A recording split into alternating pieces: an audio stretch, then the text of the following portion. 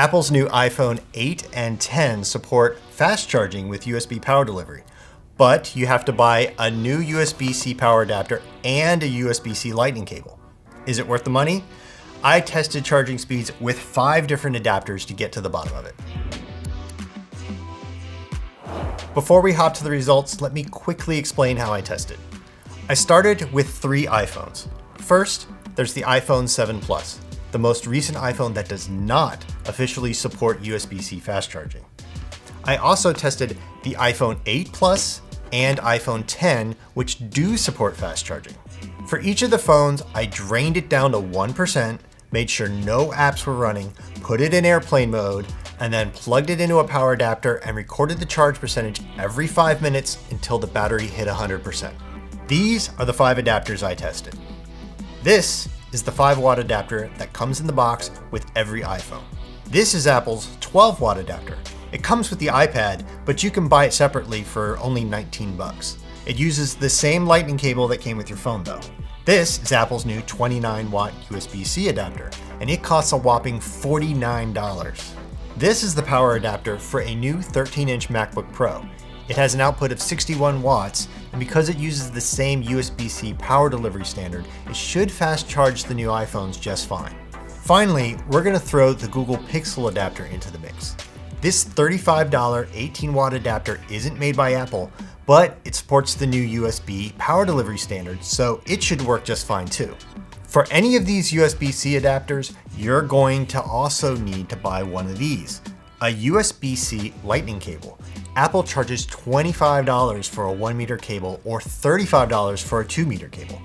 That's just way too expensive. Let's take a look at the iPhone 7 Plus first. The in-box adapter is just pitifully slow. It takes almost 2.5 hours to get to 90% and over 3 hours to a full charge. All of Apple's other adapters charge the phone about 70% faster, with the USB-C adapters going just as fast as Apple's 12-watt USB-A adapter. iPhones prior to the iPhone 8 don't officially support fast charging via USB-C, but they're clearly capable of charging much faster than they do with the included 5-watt adapter. But look at the results with the Pixel adapter. Even though Apple's USB-C adapters charge the phone as fast as the 12-watt adapter, Google's does not. It's still a lot faster than the 5-watt adapter though. Moving up to the iPhone 8 Plus, we see a slightly different story. The included 5-watt adapter is just as slow, 2.5 hours to 90% and over 3 hours to a full charge. And the 12-watt adapter charges at the same speed as the iPhone 7 Plus, 90 minutes to 90% and a full charge in about 2 hours 20 minutes. So with the 5 or 12-watt USB-A adapters, it's the same as older iPhones.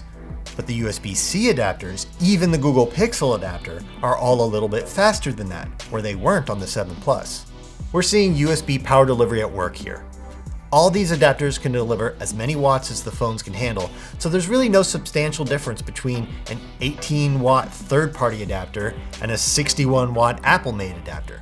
All 3 USB-C adapters are maybe 25% faster than the 12-watt adapter.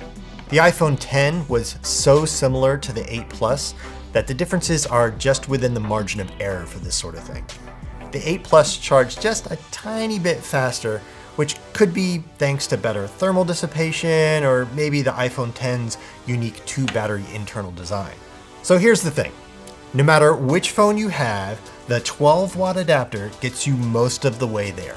And it's only 19 bucks and doesn't require a new lightning cable.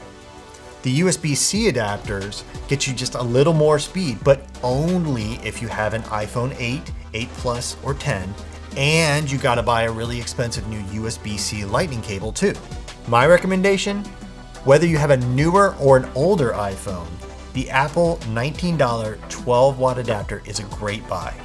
It dramatically improves charging times and works with the same cable that came with your phone.